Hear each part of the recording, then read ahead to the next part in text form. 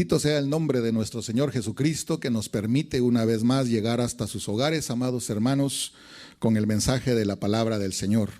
Oramos y comenzamos. Padre, muchas gracias te damos en el nombre de nuestro Señor Jesucristo por permitirnos este privilegio tan hermoso, Señor, de cada día poder levantarnos, abrir nuestros ojos y que nuestro corazón sienta esa presencia, la presencia que siempre nos consuela, la presencia que siempre nos arropa, la presencia que siempre nos alienta, la presencia que siempre nos guía y nos da de su amor, de su misericordia y de su gracia. Bendito sea el nombre de nuestro Señor Jesucristo para siempre, quien ha permitido que en estas circunstancias su iglesia esté de pie, quien es el que guarda a su pueblo amado, quien es el que consuela y pelea por su esposa amada. En el nombre de nuestro Señor Jesucristo, Padre, te suplicamos que tu palabra en esta hora, Señor, pueda caer en terrenos buenos, terrenos que estén removidos, terrenos que estén dóciles, aptos, adecuados para recibir de la semilla, Señor, que ha de fructificar al 100%. En el nombre de nuestro Señor Jesucristo, donde quiera que se encuentre cada una de tus ovejas, Señor, la mayoría de ellas en este día domingo, Padre Santo, en familia alrededor de su televisor o alrededor de su dispositivo móvil, Padre Santo, pero donde quiera que tu palabra pueda llegar, en el nombre de nuestro Señor Jesucristo, que sea como esa cascada refrescante, maravillosa, deliciosa, Señor, donde poder sumergirnos y donde poder disfrutar de ella. En el nombre que es sobre todo nombre. Así, Señor, en esta tarde te damos la gloria, la honra y la alabanza, porque solo tú lo mereces. Esta tarde, mi amado hermano, yo estoy muy contento porque quiero tratar con usted un detalle, una espiga que quise dejarla para considerarla por aparte, y lo vamos a hacer esta mañana.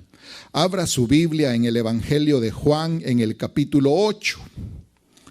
Ahí está la historia de una hermana muy especial. El título de la Biblia tal vez se oye muy fuerte: la mujer adúltera. Pero así como también se habla de el ciego tal, o del leproso tal, o del paralítico tal, esa era la condición antes de que se encontraran con el Cristo de la gloria. Pero una vez que el Cristo de la gloria dejó su bendición sobre esas vidas, ya no hay por qué llamarles paralíticos, ya no hay por qué llamarles ciegos, ya no hay por qué llamarles leprosos, ya no hay por qué llamarles adúlteros, sino que salvados y receptores de la gracia maravillosa del Dios del cielo. Entonces, esta mañana, aunque el subtítulo de nuestra Biblia lógicamente presente de esta manera, yo quiero ver a esta hermana, y ya me estoy conmoviendo, porque la historia de esta sierva prácticamente es mi historia. Y yo creo que la historia de todos nosotros los que estamos reunidos esta mañana en el sentido espiritual. Bueno, yo quiero leer entonces, mi amado hermano. Pero antes de leer el relato, yo quiero siempre darle un vistazo rápido al contexto inmediato anterior, que vendría siendo desde el capítulo 5, el capítulo 6, pero llegando al capítulo 7. En el capítulo 7, usted encuentra ahí algunos versículos importantes, pero yo quiero resaltar a partir de capítulo 7, versículo 12, si usted me acompaña con la lectura. La idea central o el relato central va a ser en el capítulo 8, pero voy a ver el contexto.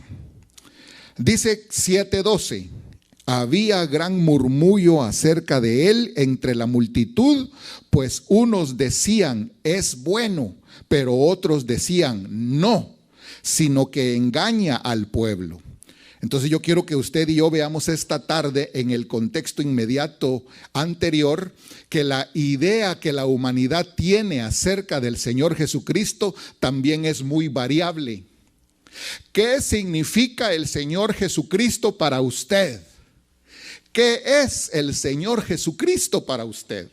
Entonces, a estas multitudes, en el capítulo 7, en esa fiesta que se estaba celebrando, donde llegaban muchedumbres, se llenaba Jerusalén.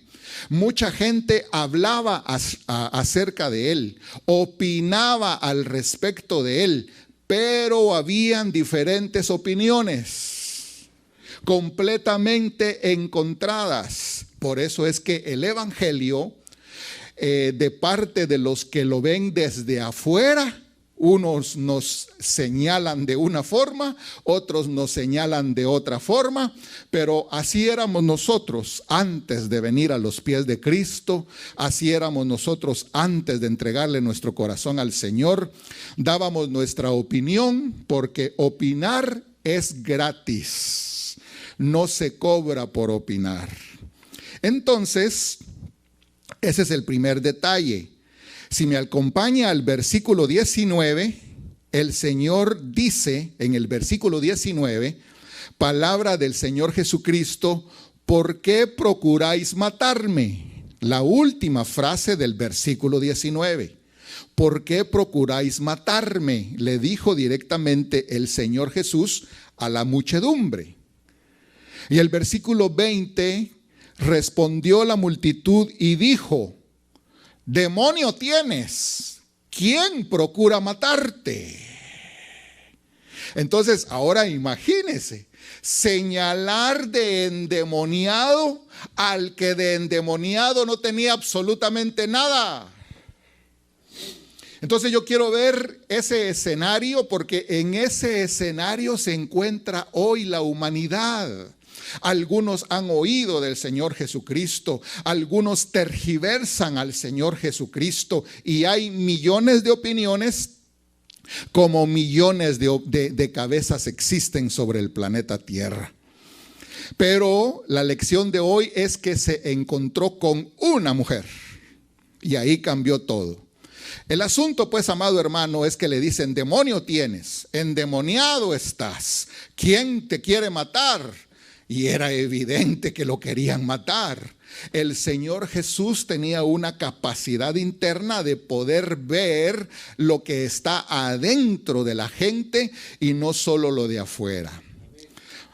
Si baja su vista al versículo 24, este versículo 24 es importante para poderlo asociar con la historia de la hermana que fue llevada delante del Señor Jesús en el capítulo 8. El versículo 24, el Señor Jesús le dice a la multitud: no juzguéis según las apariencias, sino juzgad con justo juicio. Y nadie en esta tierra puede juzgar con justo juicio comparado con Dios, comparado con el Señor Jesucristo. Nadie lo puede hacer a cabalidad ni a perfección. Pero aquí nos da la pauta para que nosotros veamos cómo es que la humanidad juzga. La humanidad juzga por las apariencias, pero Él juzga con justo juicio. Démosle un aplauso al Señor Jesucristo. Bueno, seguía la interacción entre estas partes, el Señor Jesús y la multitud. Pero en el versículo 25, decían entonces unos de Jerusalén: ¿no es este a quien buscan para matarle? Ah, entonces sí lo querían matar. ¿No es este al que buscan para matarle? Pues miren, habla públicamente y no le dicen nada. ¿Será que han reconocido los gobernantes que este es el Cristo? Pero decía la gente, pero este sabemos de dónde es. Mas cuando venga el Cristo, nadie sabrá de dónde sea. Analice ese versículo, hermano. ¿Por qué este grupo de la muchedumbre pensaba así? ¿Será que nadie sabría de dónde sería el Cristo cuando viniera? Usted se va a dar cuenta de que eran opiniones erradas, porque más adelante hay otro grupo que dice, recuérdense que dice que tenía que venir de tal parte, y estos dicen que nadie sabría de dónde vendría. Lo que pasa es que estaban tergiversando las escrituras. Espero darme a entender. Y no me quiero tardar mucho con el contexto, pero es importante para mí, para que usted y yo notemos la diversidad de opiniones que hay entre todos. Ahora yo voy a dar un salto hasta el versículo 40 del mismo capítulo 7. Entonces algunos de la multitud, oyendo estas palabras, decían: verdaderamente es el profeta. Oiga toda la diversidad de opiniones, hermano. Lo que el Señor Jesús causaba cuando se relacionaba entre la gente, el Señor convulsionaba al ser humano. Nadie podía quedarse igual después de haber tenido una relación, por mínima que haya sido, o por muy íntima, más aún cuando se haya presentado delante del Señor Jesús. Entonces algunos decían: este es el profeta. El profeta. De lo que le estuve hablando hace 2 o 3 semanas. ¿Qué era lo que Israel esperaba? ¿Cuántos personajes esperaba? El 41 dice, el versículo 41, otros decían: este es el Cristo. Pero algunos decían: ¿de Galilea ha de venir el Cristo?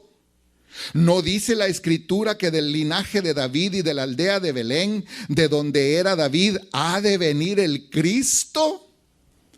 Hubo entonces disensión entre la gente a causa de él.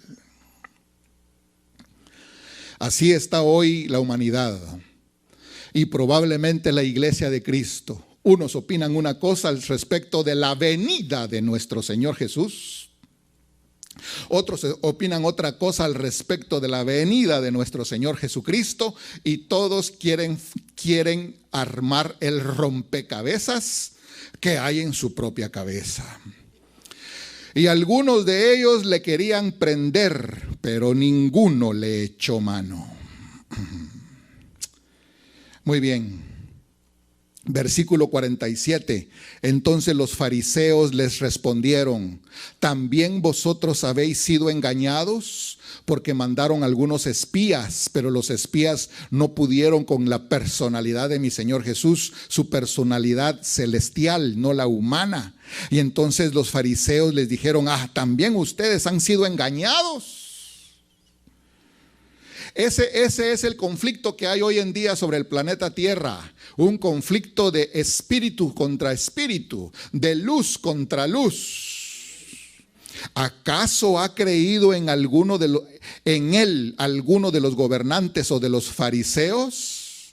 ¿Acaso ha creído en él alguno de los gobernantes o de los fariseos? Mas esta gente que no sabe la ley, maldita es, decían los fariseos. Porque era gente que se creía mucho, tenía una autoestima muy elevado, de eso que ya no es normal sino dañino. Y les dijo Nicodemo, fíjense que estamos en el capítulo 7, pero este Nicodemo apareció allá en el capítulo 3. Les dijo Nicodemo a esos señores fariseos, el que había venido al Señor Jesús de noche, Nicodemo, el cual era uno de los fariseos, les dijo: ¿juzga acaso nuestra ley a un hombre si primero no le oye y sabe lo que ha hecho? Respondieron y le dijeron: ¿eres tú también Galileo? escudriña y ve que de Galilea nunca se ha levantado profeta. Entonces todos tenían sus bases doctrinales, todos tenían su teología, hasta la muchedumbre tenía su propia teología, porque en esto, aun hasta el que no estudia la Biblia tiene su propia teología. Pero lo que me llama la atención es que en el versículo 51 sale a relucir la palabra juzga. Y en el versículo 24 el Señor también habló de juzgar, de juicio y de justo juicio. Entonces, para terminar con el contexto, pero quiero que note y anote que salió a relucir el concepto de juicio, el concepto de juzgar y el concepto de justicia en todo este trasfondo, por lo cual se lo presenté antes de empezar con la narración de la hermana. El versículo 52 se lo acabo de leer. Y ahora el versículo 53 simple y sencillamente dice: cada uno se fue a su casa. Y nadie quedó de acuerdo en nada. Se armó el tumulto doctrinal y cada uno se fue a su casa, y todos teniendo un concepto del Señor Jesús diferente. Ya a Nicodemo el Señor Jesús le había impactado en su vida. Por eso fue el que más certeramente se expresó en todo este capítulo 7. Pero de ahí todos los demás, como le digo, todos tenían su propia teología. Hoy hay gente que dice: no, si Diosito es bueno, si Diosito a la hora de la hora nos va a salvar a todos, dice. Todos tenemos un concepto de Dios y lo aplicamos a nuestra propia vida y conveniencia. Eso es un error. Nosotros nos tenemos que aplicar a la vida que Él nos ha dado. Entonces ahí termino yo el contexto inmediato anterior, porque ahora sí comienza el relato de esta hermana que fue sorprendida en un acto ilícito y que la llevaron enfrente del Señor Jesús. Pero quiero que analice lo siguiente: esta hermana no sabía que ese día se iba a encontrar enfrente de ella al autor de la vida. Yo quiero que usted se meta en la escena, que analice la vida de esta hermana. No lo dice literalmente la Escritura, pero nosotros podemos leer entre líneas y que pensemos por un momento. Todos andaban juzgando al Señor Jesús. Unos les decían que tenía demonios, que estaba endemoniado. Otros decían que era profeta, pero solo profeta. Otros decían: ¿será que es el Cristo? No, hombre, ¿cómo puede ser el Cristo si de allá no sale nada bueno? Pero no lo pueden juzgar sin antes llamarlo a testificar.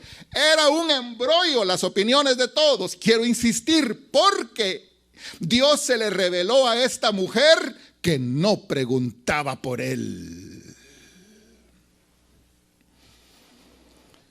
Y dice la Escritura,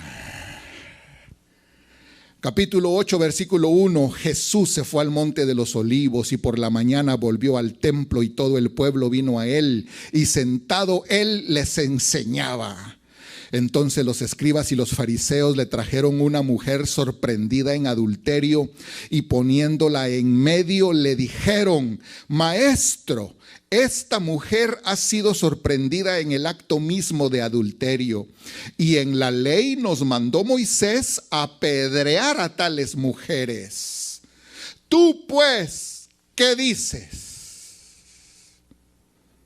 Mas esto decían tentándole para poder acusarle. Pero Jesús, inclinado hacia el suelo, escribía en tierra con el dedo. Esa es la espiga de la Escritura de Dios, que yo quise tratar por aparte. Jesús, inclinado hacia el suelo, escribía en tierra con el dedo. Y como insistieran en preguntarle, se enderezó y les dijo: el que de vosotros esté sin pecado, sea el primero en arrojar la piedra contra ella. E inclinándose de nuevo hacia el suelo, siguió escribiendo en tierra. Pero ellos, al oír esto, acusados por su conciencia. Aquí hay términos jurídicos, hermano. En todo este pasaje es un juicio el que se está haciendo. Acusados por su conciencia, salían uno a uno, comenzando desde los más viejos hasta los postreros. Y quedó solo Jesús y la mujer que estaba en medio. Enderezándose Jesús y no viendo a nadie sino a la mujer, le dijo: mujer, ¿dónde están los que te acusaban? Ninguno te condenó. Ella dijo: ninguno, Señor. Entonces Jesús le dijo: ni yo te condeno, vete y no peques más.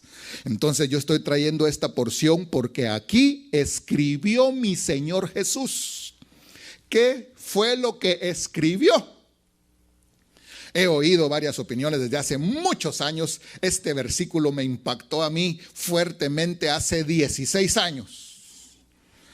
Y yo le quiero empezar a comentar algo que encontré hace 16 años. Pero lo primero que le quiero decir es: no es tiempo de condenar, es tiempo de perdonar. No es tiempo de condenar, es tiempo de salvar. Es tiempo de gracia, es tiempo de misericordia. Todos los que se encuentran personalmente con el Señor Jesús se van a dar cuenta quién es Él verdaderamente. Él es el que perdona nuestros pecados, el que quita nuestras iniquidades, el que nos lava de todas nuestras maldades. Alabado sea el nombre de nuestro Señor Jesucristo para siempre. Entonces, mientras los otros estaban analizando que quién era, que si era esto, que si era aquello, que si venía de Galilea, que si venía de no sé dónde, que si venía de acá para allá, esta mujer se dio cuenta que era su Salvador, que era su Señor, que era la que la salvaba del juicio, de la condenación eterna. Tiempo de misericordia, tiempo de gracia, tiempo de predicar a Cristo, tiempo de predicar el nombre que es sobre todo nombre, tiempo de anunciar las buenas nuevas de salvación, tiempo de dar el mensaje al que se relaciona con nosotros, tiempo de dar vida. Gracias, bendito Dios y Padre. Tiempo de gracia. Y entonces la gracia de Dios ha sido algo que siempre ha impactado mi vida. Hay un versículo que es mío en la Biblia. El que quiera usarlo para predicar, que me pida permiso. Donde abundó el pecado, sobreabundó la gracia. Entonces, yo le quiero explicar algo de la palabra gracia hoy brevemente. Aunque pudiéramos hacer una serie completa de discipulados, pero ya mero, ya mero. Vayámonos a Génesis capítulo 6.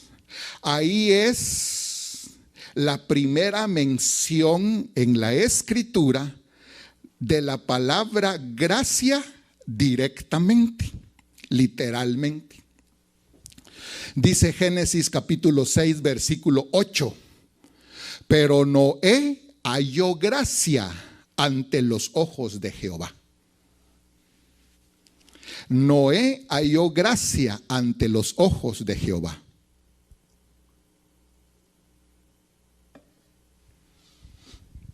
Esa gracia que Noé halló, la combinó con obediencia. y por eso llegó a edificar el arca donde se salvaron él y su casa. Así que te lo voy a decir de una vez ahorita. Cuando Dios nos extiende su gracia, nosotros tenemos que combinar esa gracia por agradecimiento al Señor. Tenemos que combinarla con obediencia. Porque si no, la gracia del Señor se coarta por motivo nuestro. ¿Me explico? Entonces, Noé halló gracia ante los ojos de Jehová. Esa palabra gracia en su idioma hebreo es la palabra hebrea 2580.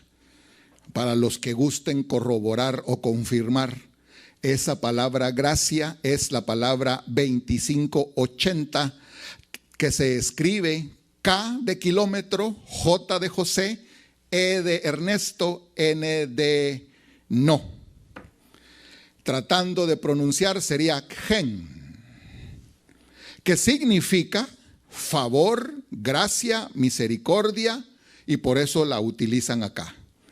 Pero esta palabra viene de su raíz primaria, que es la palabra 2603, K-J-A-N-A-N,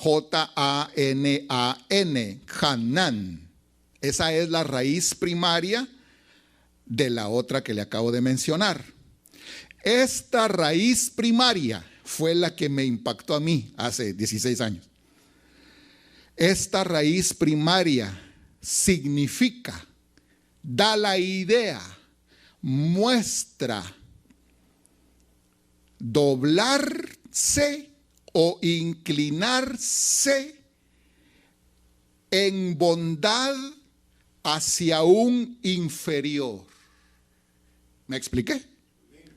La raíz primaria de la palabra gracia significa doblarse, inclinarse en bondad hacia un inferior.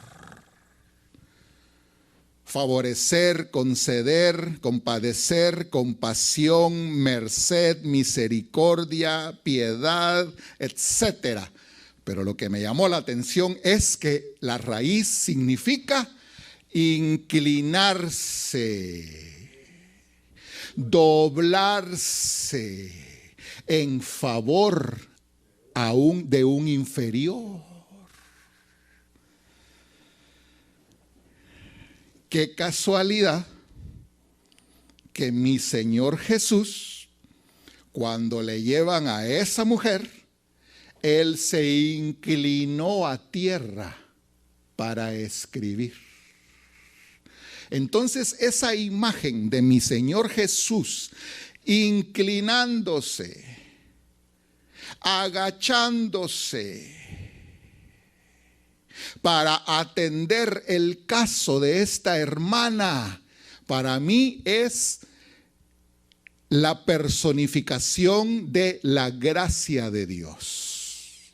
Y entonces me recordé yo, Dios desde los cielos se humilla al mirar a los hombres en la tierra, ¿correcto? Entonces yo quiero que usted ahora asocie cómo nuestro eterno Dios se ha despojado de su trono, se ha despojado de su gloria, de su entorno, de su majestad, de su señorío, y se ha inclinado, ha descendido, ha venido a buscar lo que se había perdido y nos ha demostrado de esa manera que la gracia de Dios nos ha alcanzado a todos nosotros, quienes nos fueron a tirar acusándonos de que éramos reos de muerte. Y entonces, para regresar aquí a Juan capítulo 8, habiéndole mostrado a usted la raíz de esta palabra gracia, eso nunca se me olvidó de mí. Entonces, cada vez que yo veo, por ejemplo, al buen samaritano, cada vez que yo veo que pasó el levita, pasó el sacerdote, solo vieron a un maltrecho bien herido, no mal herido, bien herido. Lo vieron ahí tirado, pero pasaron de largo. Pero el buen samaritano no solamente tuvo que bajarse de su medio de transporte, sino que se tuvo que agachar, se tuvo que inclinar, se tuvo que tirar para poder agarrar al otro y poderlo montar y llevarlo al mesón de la recuperación. Démosle un aplauso al que no le importa inclinarse, agacharse para rescatar a alguien. Entonces ahora yo quiero espigar algunos detallitos, porque esto aquí es un juicio. En el contexto, todos hacían juicio acerca de la persona de Jesús. Y el Señor les dijo, no juzguen solo por afuera, juzguen con justo juicio. Pero si no tienen al Espíritu Santo adentro, no lo pueden hacer. Y por último, entonces para entrar ya a la escena del capítulo 8 con esta hermana, empecemos desde el versículo 3 otra vez y vamos a espigar. Pero yo estoy bien contento de ver esta misericordia y esta gracia de Dios para nosotros. Es tiempo de misericordia, es tiempo de gracia, es tiempo de salvar. Entonces fíjese pues, mi amado hermano. Los escribas y los fariseos le trajeron una mujer sorprendida en adulterio. Él estaba enseñando. La gente estaba alrededor de él escuchándole, oyéndole sus enseñanzas maravillosas. Pero los fariseos le trajeron una mujer sorprendida en adulterio y la pusieron en medio. Entonces, primer detalle, hermano, dicen que la encontraron en el acto mismo. Póngase a pensar en esa mujer. Póngase a pensar en la exposición y la vergüenza pública que ella sentía.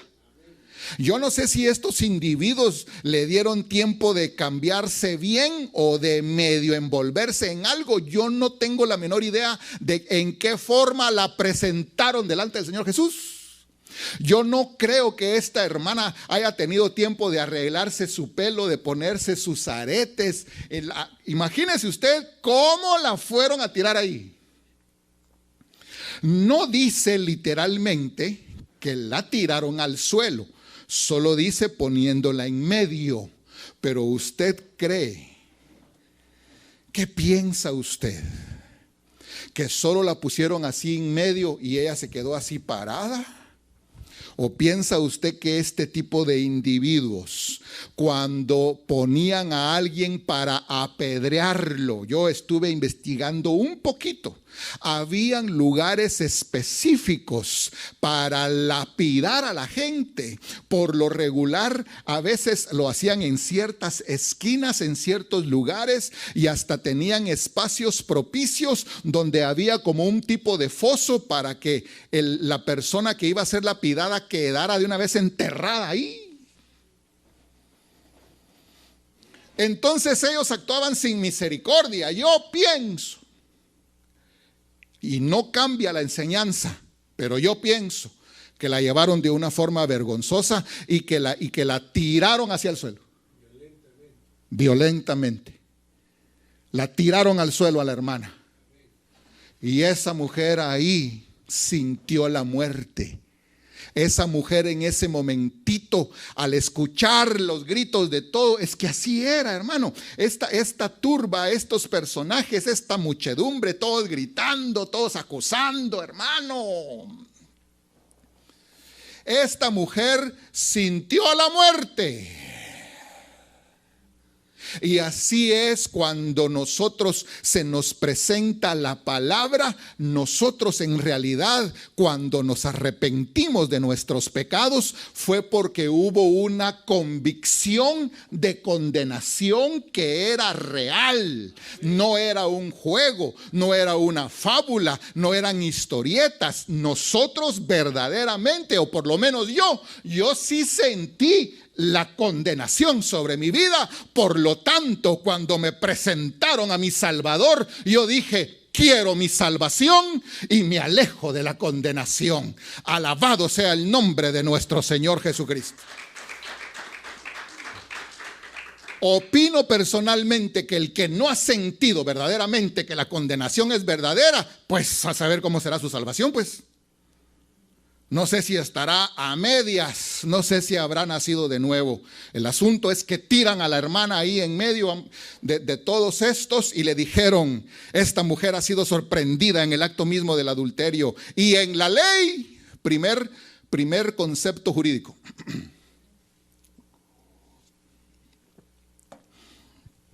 Nos mandó Moisés a apedrear a tales mujeres. ¿Tú pues qué dices? Entonces, ¿en qué posición estaban poniendo al Señor Jesús? ¿Qué posición estaban tomando ellos? Ellos eran los fiscales. Y al mismo tiempo eran los testigos acusadores. Y ella era la implicada, la acusada. Y el Señor Jesús, ¿qué papel le estaban dando a que él tuviera ahí? De juez. Pero ahorita el juez está en el tiempo de perdonar pecados. Ahorita el juez está en el tiempo de otorgar la gracia. Ahorita el juez está en el tiempo de eximir de culpa a todo aquel que se declare arrepentido y convencido y que quiera acogerse a la gracia de nuestro Señor Jesucristo. Pero va a venir un día en que ese juez justo que juzga con justicia, después de haber dado todo el tiempo de gracia, entonces sí, vendrá a dar la sentencia. Mientras tanto, esta mujer que sentía la muerte sobre su vida, mi amado hermano, tú pues, ¿qué dices? Y la mujer lloraba. Yo no quiero que usted pierda de vista a esa mujer. Yo quiero que, hermano, esa mujer era yo. Así me sentía yo. Yo lloraba cada vez que me presentaban la palabra de Dios. Yo lloraba cada vez que el mensaje del evangelio llegaba a mi vida. Y después, en cada oportunidad, decenas de veces, no sé si cientos de veces, pero dejémoslo en decenas de veces, cuando un predicador, después de predicar o después de enseñar la palabra, decía: ¿quiere aceptar a Cristo como Señor y Salvador? Yo miraba para todos lados y estaba solo en mi casa. Estaba solo en mi cuarto, en mi habitación, a altas horas de la noche, escuchando los estudios bíblicos sin haberle entregado mi vida al Señor. Y yo miraba para todos lados porque, claro, me sentía acusado.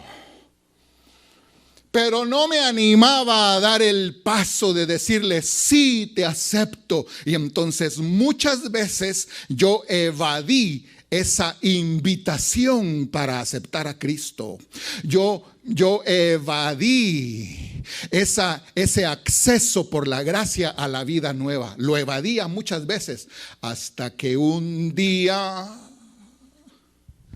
el día que estaba preescrito, predestinado, ese día yo solo recuerdo que bajé a la pista de atletismo del Estadio Nacional y enfrente del evangelista, ahí le entregué mi vida al Señor Jesucristo. Y por eso yo me comparo con esta mujer, porque yo lloraba y lloraba, porque el mensaje ahora sí yo le quería entregar mi vida al Señor.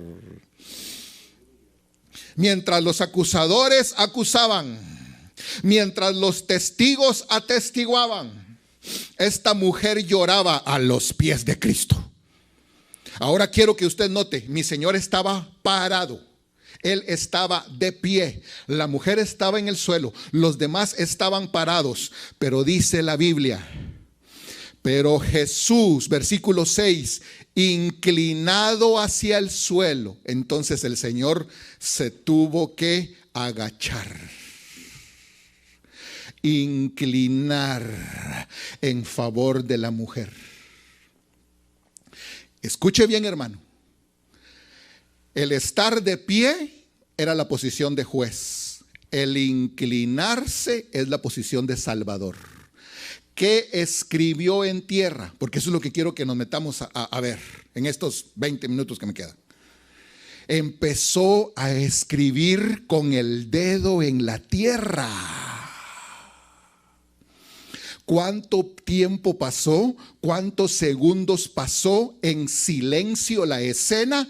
Él sin hablar, los demás sin acusar y la mujer sollozando. ¿Cuántos segundos pasó mientras mi Señor escribía y se quedó todo en silencio? ¿Qué era lo que escribía? ¿Qué era lo que escribía? El Señor vino a escribir a la tierra, al planeta Tierra, en persona vino a escribir. ¿Qué escribió mi Señor ahí? Hay varias opiniones, voy a omitirlas hoy. ¿Qué escribiría el Señor? Se lo dejo a usted para que lo analice. ¿Qué escribiría? Pero el acto de escribir, si a él lo ponen en posición de juez, usted nunca ha estado en una corte, usted no se ha dado cuenta que en una corte, cuando se escuchan ambas partes y llaman a todos los testigos, usted no se da cuenta que el juez siempre está anotando algo.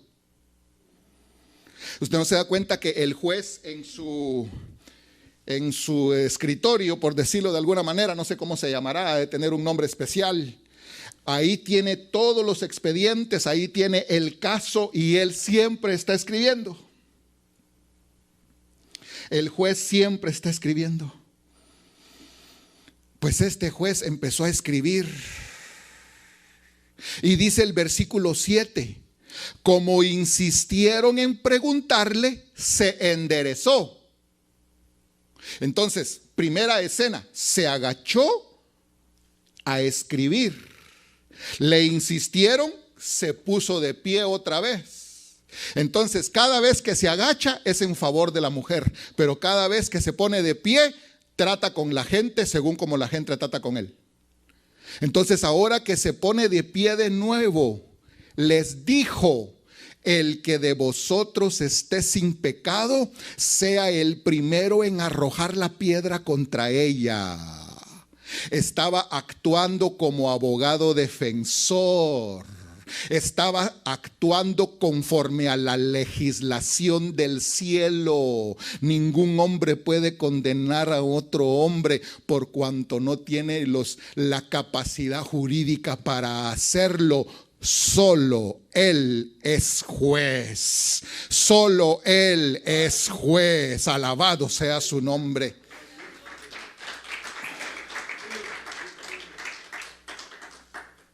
Le estaba defendiendo. Y cuando les dijo eso, ¿quién de ustedes está libre de pecado? Que sea el primer verdugo. Que sea el primer justiciero. E inclinándose de nuevo hacia el suelo, versículo 8. Segunda oportunidad que él se inclina en favor mostrando la gracia de Dios en Cristo Jesús. Se vuelve a inclinar hacia el suelo y siguió escribiendo en tierra. 2 veces se inclinó. 2 veces escribió. 2 veces vendrá. 2 veces es confirmación. Estaba escribiendo la absolución de pecados en el nombre de esa mujer que estaba ahí. Él estaba escribiendo que era absuelta y quedaba libre de cargos. Pero ellos, al oír esto, versículo 9, acusados por su conciencia. Entonces imagínense la escena.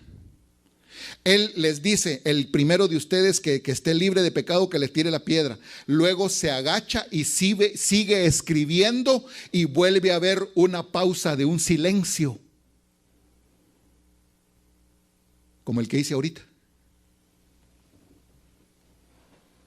Estaba escribiendo y estaba en silencio. Lo hicieron que se parara. Cuando él se paró, les dijo: pues el que de ustedes esté libre, que tire la primera piedra. Y se volvió a agachar y siguió escribiendo. Y entonces en esa pausa fue más prolongada, porque todos empezaron a analizarse adentro. Y el primero que tiró la piedra se dio cuenta que él no podía ser verdugo.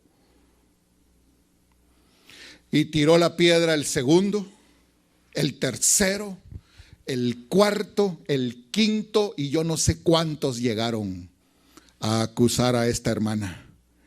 Y se fueron de ahí, acusados por su conciencia.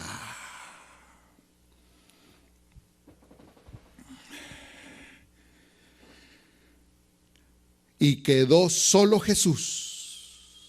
Analice eso, hermano. La salvación es personal. Quedó solo Jesús y la mujer que estaba en medio. La salvación es personal. Es ese acto de gracia que por medio de la fe en el sacrificio del Señor Jesucristo activa la salvación. Es un acto individual donde nadie se puede meter ni en favor ni en contra de nadie. Es algo que tiene que vivirse, cada uno lo tiene que experimentar. Se quedó solo Jesús. ¿Cuánto tiempo, hermano? Yo quiero que usted analice. Tiempo es el que me falta siempre para predicar, pero usted en su casa después puede seguir meditando. Los tipos se fueron. Ella notó que ya dejaron de acusarle. Ella notó entre sus sollozos que ya no habían más palabras de acusación, ni vituperios, ni maltratos, ni ofensas para ella, ni gritos para ella. Y percibió que se había ido la muchedumbre. Pero lo más importante es que percibió que se quedó sola con el Señor Jesús.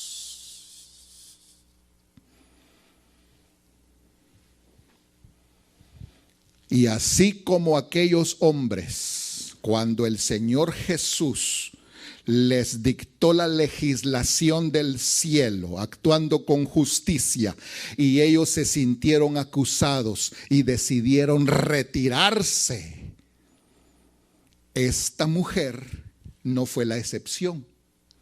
Esta mujer evidentemente, obviamente, también oyó esas palabras, pero sintió la presencia del Señor Jesús, y ella, estoy absolutamente seguro, ella aceptó: sí, soy pecadora,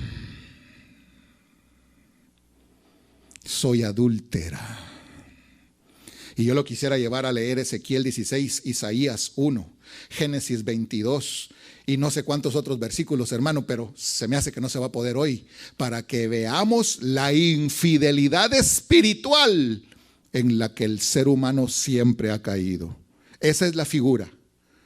No un adulterio humano, terrenal, carnal, sexual y sensual. No.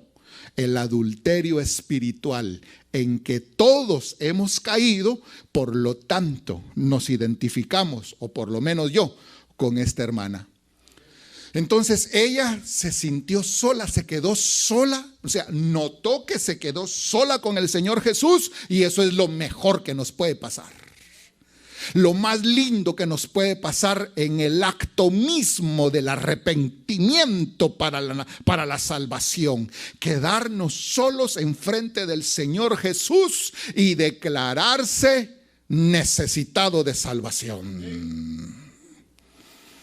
Y entonces esta mujer empezó no solo a percibir esto, sino que el Señor, enderezándose y no viendo a nadie, fíjese, hermano, se volvió a enderezar, se volvió a poner de pie. Entonces volvió a su posición de juez, volvió a su posición de soberano, después de haberse inclinado 2 veces en gracia porque 2 veces va a venir. Ya vino una, esperamos la otra. Se puso de pie el Señor Jesús, versículo 10, y no viendo a nadie sino a la mujer, le dijo: mujer, ¿dónde están los que te acusaban? ¿Ninguno te condenó?, le preguntó. No hay condenación para los que están en Cristo Jesús. Y el versículo 11, ella le dijo: ninguno, Señor. Entonces Jesús le dijo: ni yo te condeno. Vete y no peques más. Así nos dejaron en libertad a todos los que le entregamos la vida al Señor Jesús en algún momento. Si usted le entregó su vida al Señor Jesús el año pasado, hace 5 años, hace 10 años, hace 20, 30, 40 años, el día en que nosotros le entregamos la vida a nuestro Señor Jesucristo, Él nos dijo: no te condeno, hijo, vete tranquilo, ya de estos acusadores despreocúpate, porque delante de mi presencia no voy a aceptar a ningún condenatorio, no voy a aceptar a ningún fiscal. Vete, nos dijeron a nosotros, y nos dieron la clave de la gracia de nuestro Señor Jesucristo: es: no peques más. Le cambió la vida a esta mujer. Cambio de vida. Pero yo quiero que lo tomemos para nosotros. A nosotros nos dijeron hace 38 años: no te condeno. Eres salvo por gracia.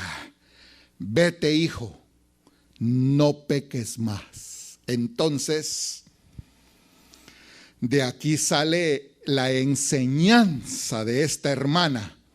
Esta hermana, ¿quién fue? Le pregunto, le voy a dejar, hermano, yo creo que ya es tiempo de dejarle tarea. Sería bueno que cuando regresáramos a la congregación usted me dijera: aquí está mi tarea, hermano, aquí está mi tarea. ¿Quién era esta mujer?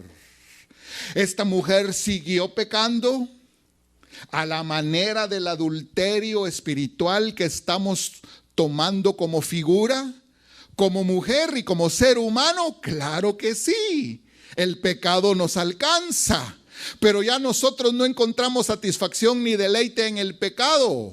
No buscamos el pecado, no nos deleitamos en el pecado, aunque el pecado nos alcanza, definitivamente. ¿Quién fue esta mujer después de ese evento? ¿Se separó del Señor Jesús o se mantuvo conectada? Su vida la siguió en sus aspectos particulares de ella. Le dijo: muchas gracias por haberme salvado, yo voy a regresar a mi vida rutinaria, a mis negocios, a mis actividades, a mis objetivos, a mis metas, me voy a desarrollar en este mundo. Gracias por haberme salvado y yo sigo aquí.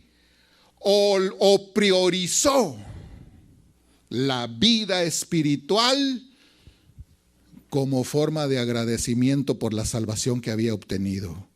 A esta mujer le cambió la vida.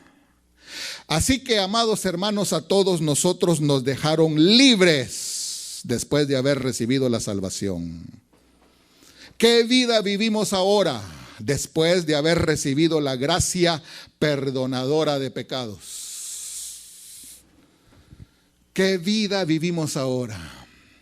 Después que ante tal expectación de juicio y de hervor que consume de repente nos salva la gracia de nuestro Señor Jesús y nos dice: vete tranquilo, no peques más. Esa es la enseñanza. ¿Qué mujer fue esta después de aquel evento? ¿Y cómo le entregó su vida al Señor Jesús? Padre Santo, yo te doy gracias, Señor, por mi salvación.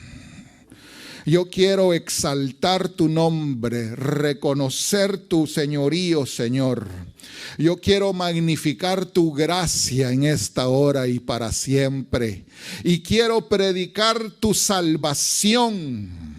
En el nombre de nuestro Señor Jesucristo. Solo hay un Dios y mediador entre Dios y los hombres, Jesucristo hombre, porque no hay otro nombre debajo del cielo dado a los hombres en el cual podemos ser salvos. Solo Él fue el único que descendió del cielo, el mismo que volverá. Solo Él fue a la cruz y al sepulcro, y solo Él obtuvo la resurrección como primicia de la resurrección, y ahora está sentado en el trono de la gracia, otorgando salvación, otorgando perdón de pecados, otorgando absolución, dejando libres a los oprimidos, sacando de la cárcel. En el nombre de nuestro Señor Jesucristo, reciba la salvación en Cristo Jesús. Si usted nunca le ha dado su vida al Señor Jesucristo, en esta hora le invitamos, en esta hora le presentamos al único Dios verdadero. No hay Dios. No hay nadie, absolutamente nada. Solo Él es Dios. Fuera de Él no hay Dios. Y Él es el único que dio su vida para que usted pueda ser salvo. Entréguele su vida al Señor Jesucristo. No espere más. Este es el momento propicio para que usted abra su corazón y acepte esa salvación. Y si usted ya le dio su vida al Señor Jesucristo, pero después de que Él lo dejó libre y le dijo: hijo, eres libre, vete y no peques más, sus pasos no han sido los adecuados, y usted y yo tenemos una conciencia que nos deja claras las cosas y no nos podemos engañar a nosotros mismos. En esta hora le invitamos para que reconsidere sus pasos y para que busquemos verdaderamente juntos el resto que nos queda sobre la faz de la tierra y vivamos para servirle al que nos vino a servir. Al que debo yo amar, me amó primero. Rama sojaraba soreraba soirareraba sajaraba. Al que debo yo servir, vino a servirme. Se vino a agachar, se inclinó, se postró en favor de nosotros los necesitados. Alabado sea el nombre de nuestro Señor Jesucristo. Toda la gloria, todo el honor, toda la alabanza, toda la exaltación, todos los cánticos de alabanza, todos los corazones que pueden adorar su santísimo nombre. A Él sea la gloria, al único y sabio Dios. Irabasha sorarama y tira gentaraba sojaraba y roshei caraba sojarareba siriquenta. Gracias, Señor, por haberte inclinado. Gracias, Señor, por haber escrito la absolución de nuestros pecados. En el nombre de nuestro Señor Jesucristo, sea tu iglesia amada bendita en tu salvación. Sea tu iglesia maravillosa, Señor, perseverante en tus caminos por agradecimiento y por amor a esa salvación. Que seamos, Señor, discípulos a tiempo completo de tu amor y de tu gracia. Y que no pase un solo día, Señor, sin estar cerca de ti. Gracias te damos.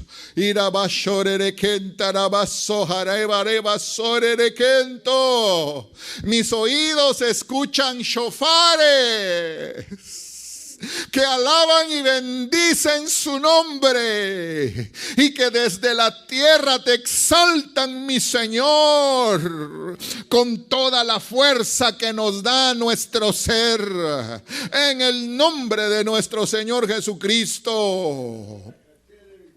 Es tiempo de gracia, es tiempo de misericordia, es tiempo de perdón, es tiempo de salvación, es tiempo de evangelización. Gracias, mi Dios eterno. Alabado y bendecido sea tu santísimo nombre para siempre. Y tu iglesia amada pueda vivir en esa paz y en ese gozo y en esa alegría y tranquilidad que solo tú das. Alabado el nombre de nuestro Señor Jesucristo. Y benditas todas tus familias, Señor, donde quiera que estén reunidas, en sus hogares, en sus casas, y a donde quiera que pueda llegar tu palabra predicada. Gracias. Amén.